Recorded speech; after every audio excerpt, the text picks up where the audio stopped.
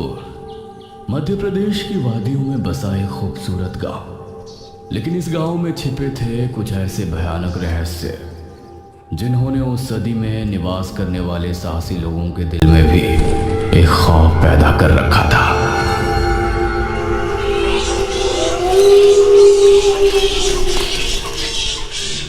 आज तो बहुत दिनों के बाद मित्रों से मिलना हो रहा है, बहुत आनंद आएगा। अरे मदन, कहाँ जा रहा है इस समय?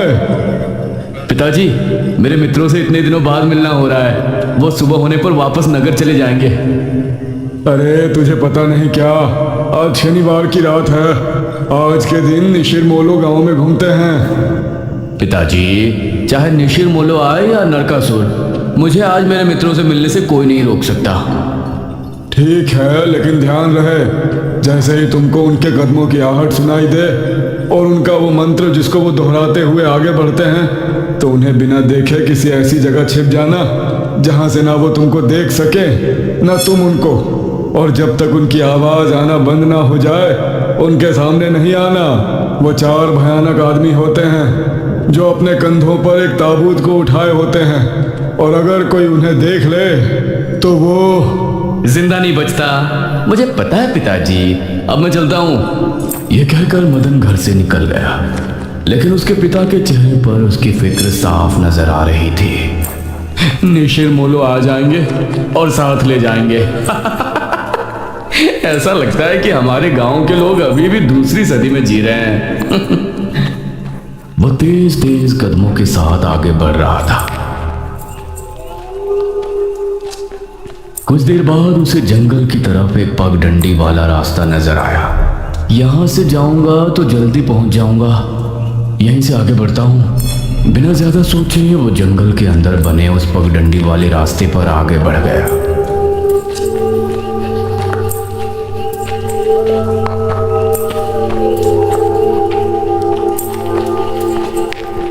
आज तो बहुत मजा आने वाला है, मिलकर खूब मदिरा पान भी करेंगे। तभी उसे भारी कदमों की आहटों के साथ कुछ आवाजें सुनाई देने लगी। इन आहटों और आवाजों को सुनकर वह एकदम से चौंक पड़ा और उसकी आंखें डर से बड़ी हो गईं। हे भगवान! वो जल्दी से झाड़ियों की तरफ भागा और उनमें छिपकर बैठ गया। वो झाड़ियों की ऊंट में बैठा लंबी लंबी सांस ले रहा था। वो आवाजें अब और ज्यादा साफ होने लगी थी। उसे यकीन था कि अब वो लोग उसके करीब ही आ रहे हैं। उसने धीरे धीरे छिपकर अपनी एक आंख से उनको देखा और वो हैरान रह गया। भगवान,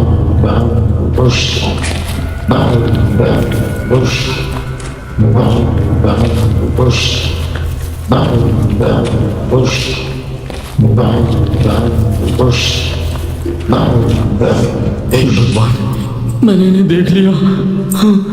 मदन पूरी तरह से झाड़ियों में छिप गया और कुछ देर अपनी सांस तक रोके वहां छिपा रहा। फिर उसने धीरे से झांक कर देखा तो अब वो लोग कहीं नजर नहीं आ रहे थे। लगता है चले गए। वो वहां से निकला और दोनों तरफ देखा तो वहां कोई नजर नहीं आया। शुक्र है भगवान, उसने एक कदम बढ़ाया ही था कि तभी उसे फिर से वही आवाजें अपने ठीक पीछे से सुनाई देने लगी। उसने एक झटके से पलटकर देखा तो वो चारों ताबूत वाले शख्स ठीक उसके पीछे खड़े थे।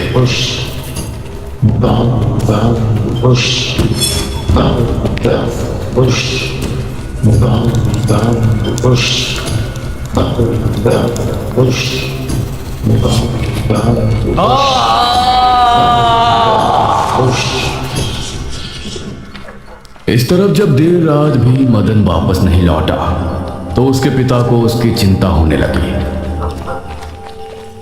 उसने गांव के एक आदमी विपुल को साथ लिया और जंगल की तरफ रवाना हुआ।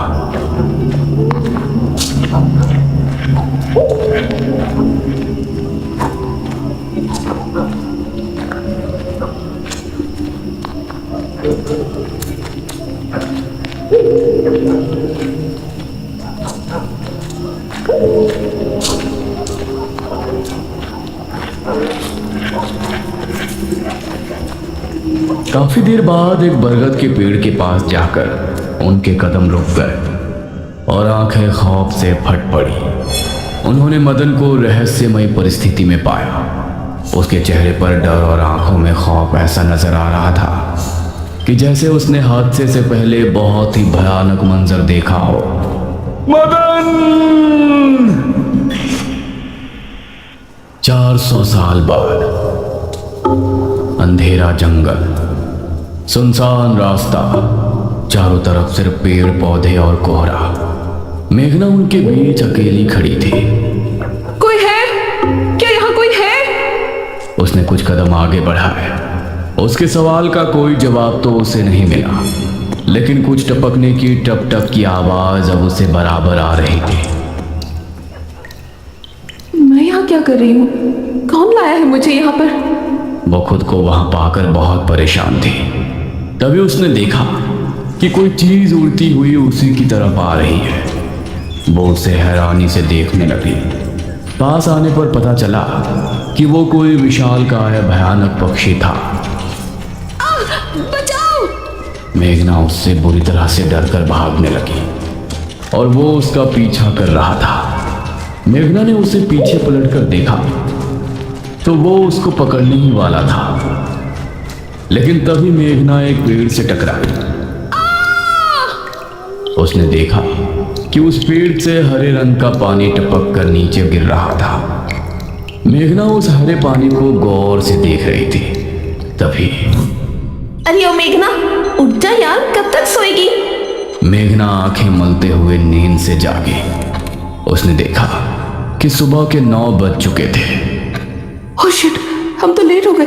तूने मुझे उठाया क्यों नहीं? मेघना अपनी एक पार्टनर इशिता के साथ दिल्ली में रह रही थी, जहां वो एक लैब में काम किया करती थी। दोनों ने साथ नाश्ता किया और फिर तैयार होकर अपनी लैब के लिए निकल गई।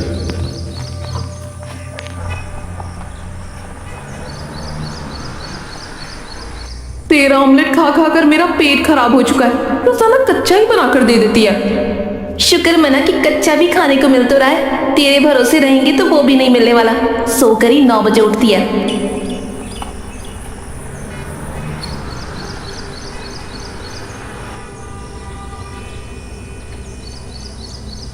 ये दोनों लैब में पहुंचे और वहां जाते ही इशिता के पास प्रोफेसर जयदेव की कॉल आई।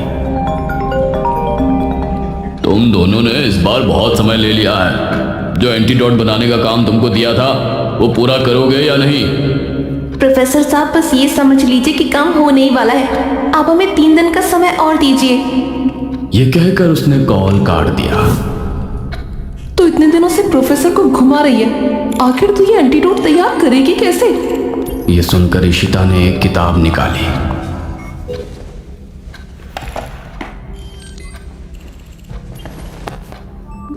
यार देख ये किताब, इसमें बहुत से ऐसे लिक्विड के बारे में लिखा है जिनकी कहानी पुरानी दंत कथाओं और लोक कथाओं से जुड़ी है। तो तू कहना क्या चाहती है? मुझे इस किताब में बहुत ही अनोखे लिक्विड के बारे में पता चला है जिसे मृत्युंजय अमृत कहते हैं। हम उस लिक्विड का टेस्ट करेंगे और अगर वो हमारे काम का निकला तो उसे यूज भी कर सकते हैं। मृत्युंजय अमृत? देख, मैं तेरे साथ कहीं नहीं जाने वाली हूँ। ये सब बातें बकवास होती हैं। अरे देख तो सही, इस पेड़ से हर पूर्णमासी की रात ये हरा लिक्विड टपकता है। तभी मेघना ने देखा कि उस पन्ने पर किसी मृत्युंजय अमृत के बारे में लिखा था और उसमें ठीक वही पेड़ दिखाया गया था जो मेघना रोजाना अपने सपने में देखा करती थी। मतलब उस हरे पानी की बात ही इस किताब में लिखी थी। हे भगवान, क्यों हिला डाला ना? है ना इंटरेस्टिंग? मेघना ने कुछ सोचा और फिर जवाब दिया, हाँ, तो हम दोनों कल ही बेरमपुर गांव के लिए निकलते हैं।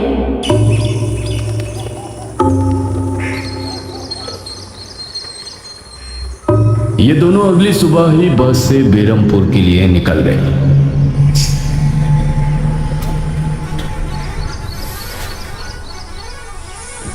वैसे एक बात बता, तू मेरे साथ वहां जाने के लिए एक ही बार में कैसे राजी हो गई?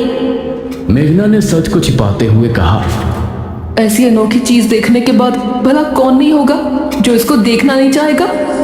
ओहो, ये हुई ना बात। मैंने तुझे पार्टनर बनाकर कोई गलती नहीं की।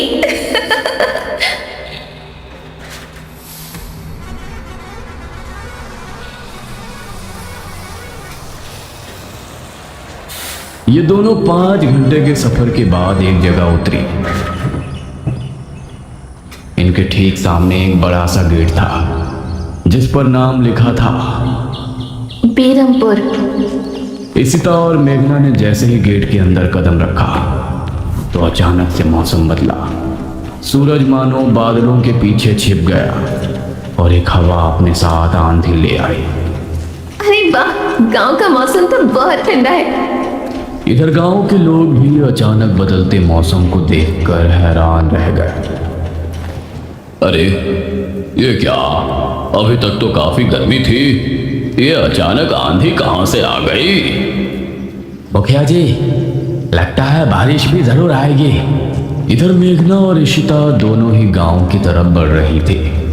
यार, ये गांव के लोग ठीक तो होंगे ना? गांव के लोग तो ठीक ही होते हैं, अजीब तो हम शहर वाले होते हैं। ये बात तो तूने बिल्कुल पते की कही। इशिता और मेघना दोनों गांव के चौक पर पहुंची। वहां एक कुआं भी था और वही मुखिया भी 2 आदमियों के साथ खड़ा था। अरे बच्चियों, तुम दोनों कौन हो? अब नमस्ते जी, मेरा नाम इशिता है और ये है मेरी दोस्त मेघना। अच्छा बेटा, वैसे हमारे गांव में किस वजह से आना हुआ? वो असल में ओ अंकल, हम लोगों को अपनी स्टडी के लिए 5 गांवों के बारे में लिखना है, इसलिए हम लोग यहाँ आए हैं। इसके बाद और 4 गांवों में जाएंगे। ओह अच्छा, फिर तो ठीक है बच्चों, हम तुम्हारी जितनी हो सके उतनी मदद करेंगे। जी अंकल, क्या हमें यहाँ कुछ दिन के लिए रहने के लिए कोई घर मिलेगा किराए पर? अरे बच्चों, तुमको किराए की घर की क्या जरूरत है? तुम दोनों जब तक चाहो मेरे ही घर में रह सकती हो। ठकुराइन वैसे भी लड़कियों से बहुत प्यार करती है। जी शुक्रिया अंकल।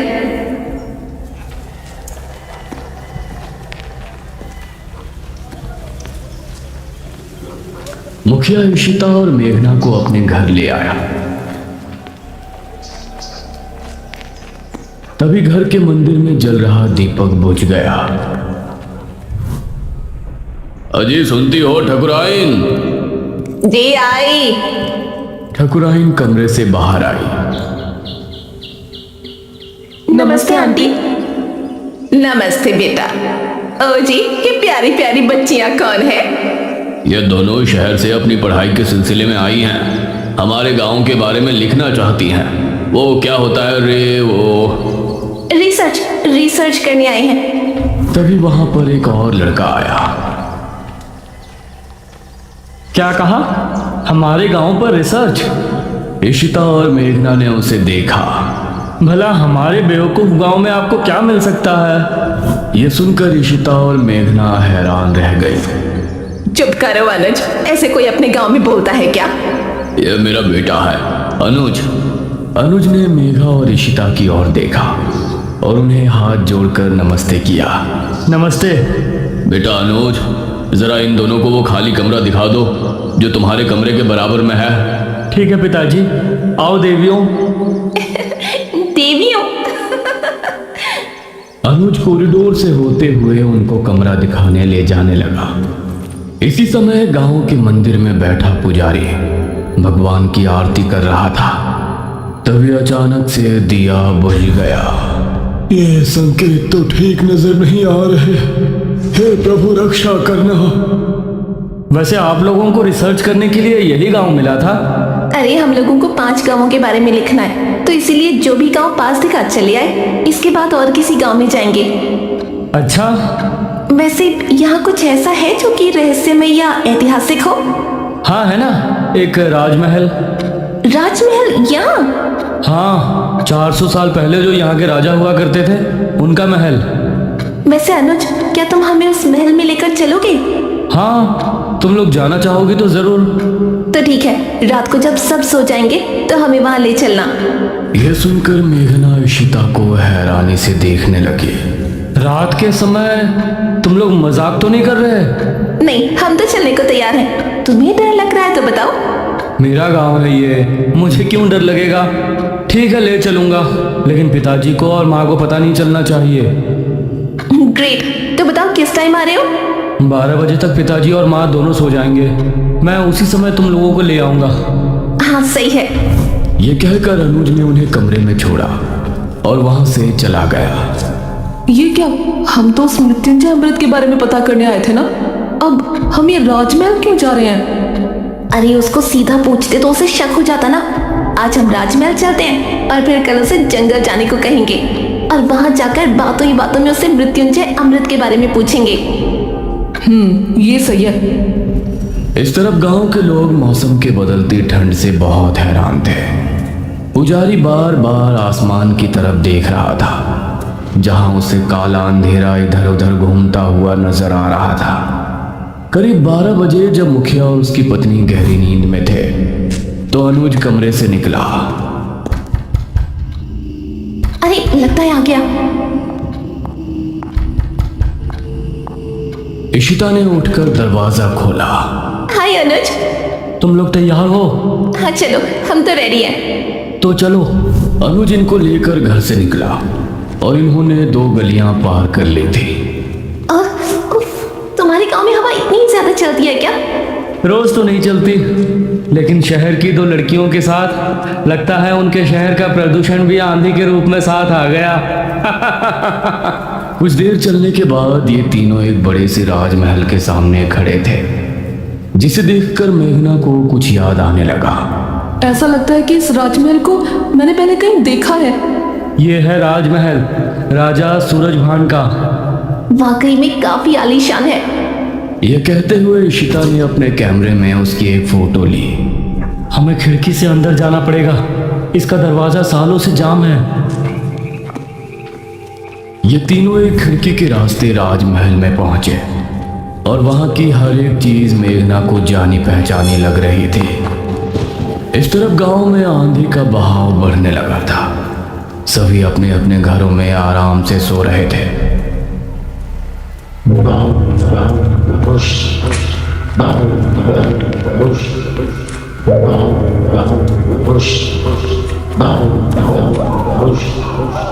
अरे ये आवाज तो निशिर्मोलो।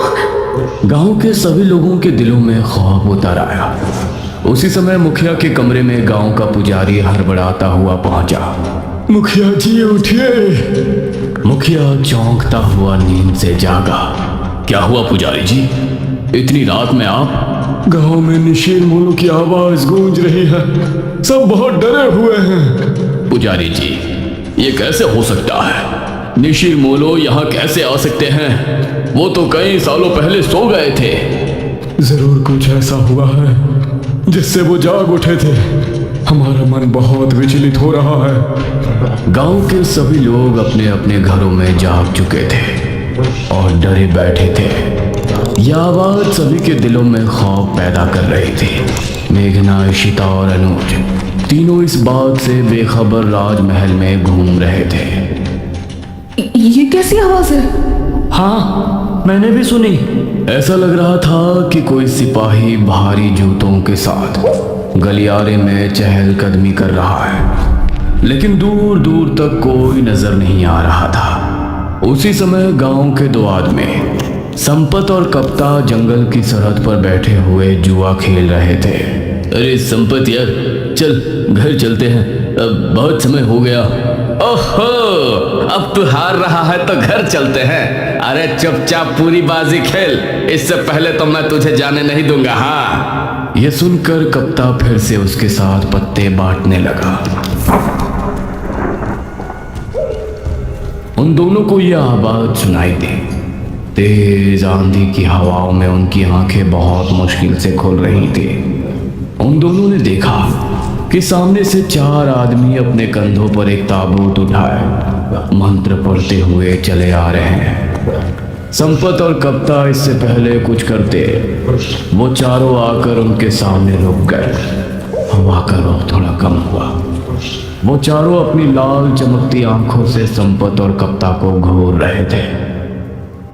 इधर इशिता, मेघना और अनुज को एक दरवाजा खुलने की तेज आवाज सुनाई दी और वो चौंक पड़े। न जाने उस दरवाजे से कौन निकला जिसको देखकर ये तीनों चौंक पड़े। वहीं संपत और कप्ता के सामने खड़े वो चारों शख्स जो कि निशुर मोलो थे, उनके कंधों पर रखा ताबूत खुल गया और उसके खुलते ही संपत और कप्ता की चीख पूरे गांव के लोगों ने सुनी, जिसे सुनकर सभी गांव के लोग डर गए। ये किसकी चीख थी जी? निशिर मोलो, ये चीख किसी अनहोनी की संकेत थी। निशिर मोलो आखिर कौन है?